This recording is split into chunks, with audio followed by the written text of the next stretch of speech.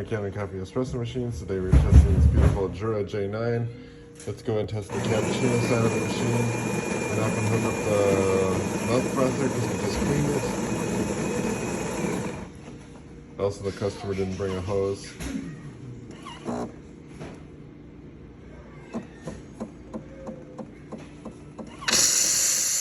get a nice dry steam.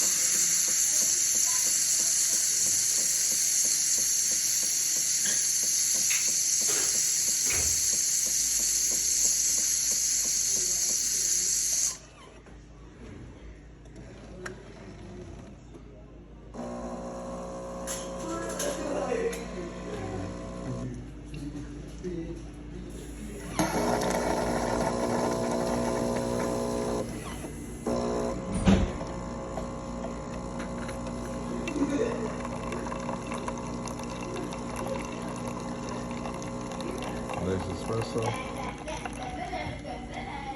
So thank you for preparing this Kanen coffee. Please like our videos below. If you'd like to see more videos like this, subscribe to our channel. Thank you.